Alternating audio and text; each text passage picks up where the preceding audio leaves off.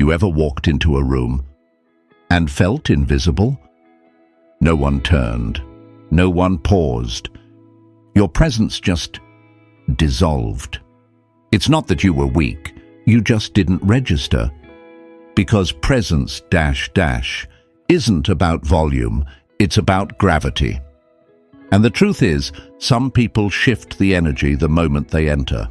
No words, no noise, just power. Conversations halt, eyes follow. Even strangers feel it, but here's the twist. They're not louder. They're not trying harder. They've simply learned how to use silence like a sword. This isn't charisma. This isn't manipulation. This is psychological warfare at its most subtle. And today, I'll show you one move, one change so small it's invisible, yet so powerful it changes how the world treats you forever. Are you ready? Part 1. The second psychology of presence: why people react before you speak. Most people think respect comes from what they say, but the truth is, it starts long before words are spoken. It starts with how you carry yourself. The moment you enter a space, every eye, every brain in that room is scanning you. Fast, unconsciously, silently. Are you a leader or a follower? A threat or an afterthought? Dominant or dismissible? It's not about your title. It's about your tempo, your posture, the calm in your gaze, the stillness in your hands, the pause in your breath, because the human brain is wired to detect hierarchy in milliseconds. We're tribal creatures, and tribes are built on unspoken rules of dominance. You talk too fast, they sense desperation. You smile too quick, they sense submission. You fidget, over-explain, or seek approval. They file you under, harmless, forgettable. But if you move with deliberate stillness, if you pause before speaking, suddenly they don't know where to place you, and that uncertainty makes them pay attention. As Marcus Aurelius once said, the soul becomes dyed with the color of its thoughts. If your thoughts are rushed, scattered, needy, so is your energy. But if your inner world is calm and composed, so is your power. Part 2. The third common mistake: when you give away power without knowing. Here's the mistake almost everyone makes. They rush to be seen. They walk into a room, already trying to prove themselves. They speak fast, smile too wide, laugh when it's not funny, fill every silence like it's a threat. But what they don't realize is, every word you say while trying to impress lowers your value. Because power isn't loud, it's selective, it's measured. Watch any high-level CEO, a respected general, or that guy in the room who doesn't say much. But everyone listens when he does. They don't rush. They don't explain themselves. They don't try to be liked, because they know this rule. The moment you try to prove your worth, you've already lost it. Trying too hard is a red flag. It screams insecurity. It tells people you're seeking their approval. And here's the dark truth. The more you chase respect, the less of it you receive. And that's why most people get stuck. Not because they're weak, but because they signal weakness without realizing it. So now the question becomes, what does power actually look like when it enters a room? Part 3. The power of pause. What happens when you stop rushing? So what's the move? What separates the invisible from the unforgettable? It's this dash, the pause. 2 seconds, no more, no less. But when done right, it shifts the power dynamic instantly. Here's why. When most people get asked a question, they rush to answer. They want to look smart, polished, prepared. But power doesn't react. Power delays. It holds the space. It lets the silence build. Just enough to make others uncomfortable, to make them wonder what you're thinking. And in that tiny moment, you flip the frame. You're no longer following their tempo. They're adjusting to yours. This is why true leaders, real strategists, never speak first. They hold still. They make eye contact. They wait. And then, when they finally speak, every word lands with weight. It's not arrogance. It's not performance. It's signal. You're telling the room, I'm not in a rush. I'm not chasing approval. I control the pace. It's the same reason a lion doesn't roar before the hunt. It moves in silence, with precision, with gravity. Because in nature, the most dangerous presence is the quiet one. Part 4. Advanced application. When and how to use the pause strategically. Let's go deeper. You know the power of the pause. Now here's how you wield it like a weapon. Situation 1. The confrontation. Someone challenges you. They raise their voice. They throw shade. Most people. They react fast, defend themselves, try to clear things up. You don't flinch. Don't speak. Just pause. Hold the silence. Look directly. Let their energy burn out. That stillness. It forces them to hear their own aggression. It makes them second-guess their approach. You just flipped control without saying a word. Situation 2. The negotiation.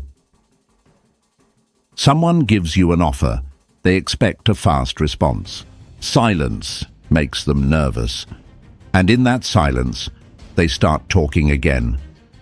Maybe we can add this, or adjust that. They begin negotiating with themselves, all because you paused, because you didn't jump to reply. That's leverage. Situation 3. Social or romantic dynamics. You're on a date, or meeting someone new. Most people overshare. They fill every gap. They perform. But when you pause, before answering a personal question, before reacting to a compliment, you signal self-control. You become mysterious. You flip the frame from trying to impress to being observed. The pause is your shield, your mirror, your pressure point. Used in the right moment, it doesn't just gain respect, it bends the room to your rhythm. Part 5. Stoic silence, the ancient philosophy behind it. The pause isn't new. It wasn't born in a boardroom or a negotiation manual. It's ancient. It's Stoic. It's Roman. Marcus Aurelius, Epictetus, Seneca. They didn't just teach emotional control. They lived it. Through war, through betrayal, through power they never asked for, but always carried with grace and silence. Was their discipline. Don't waste what remains of your life on what others think of you. Marcus Aurelius. That's the root of the pause. You're not rushing to fill the void because you're not addicted to validation. We have 2 ears and 1 mouth, so we may listen more and speak less. Epictetus. That's not just poetic, it's tactical. It means the man who listens owns the room. When you pause, you're not just holding back noise, you're holding back your need. And in that moment of restraint, you radiate something rare, self-possession. It's what the Stoics called apatheia. Not apathy, but unshakable calm.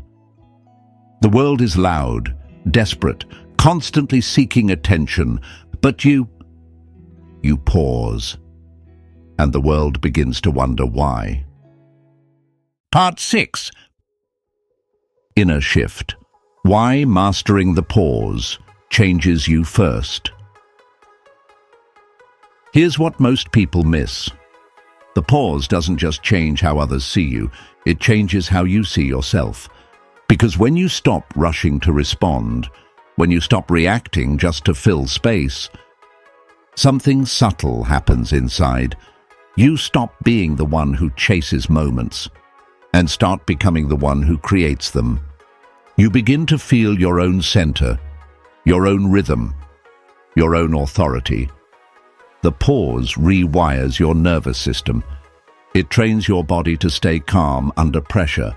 It teaches your mind to tolerate uncertainty without panicking. And that, Sep, is real power. Not performance, not pretense, but inner gravity. Suddenly, you don't need approval. You don't crave reactions. You're no longer dancing to their tempo because you've discovered your own. People sense that. They don't always understand it, but they feel it. That's why they look at you differently, why their posture shifts, why the energy around you becomes alert. Not because you demanded respect, but because your presence whispered, "I don't need anything from you." And that makes me unforgettable. Part 7. Will you speak first or command the room? So now the question is simple. Will you still rush to speak, or will you make them wait? Because power dash, real power, doesn't arrive screaming. It arrives calm, still, unapologetically in control, and the pause isn't just a technique, it's a threshold, the line between the man you were and the man they start to respect. It's not dramatic, it's not theatrical, it's subtle, silent. But once you cross that line, you feel it. Your conversations shift. People lean in. Even your silence begins to speak louder than their words. So here's what I want you to do. Today, not tomorrow, try the 2-second rule. When someone asks you something, pause, hold their gaze, say nothing, let it stretch, let them feel it. Then speak slow, speak deliberate. And when you see their body shift, when they lean in just slightly, when the room feels like it's listening before you even speak, you'll know. The shift has begun. Now scroll down. Tell me what happened, what changed. And if you want more tools like this, psychological warfare, power dynamics, stoic control, subscribe. Because this is just the beginning. Power isn't given, it's not granted, it's not gifted, it's claimed. And those who master the pause, they never go unnoticed again. The next time you enter a room, ask yourself, am I reacting or am I radiating? The world watches in silence. Will you?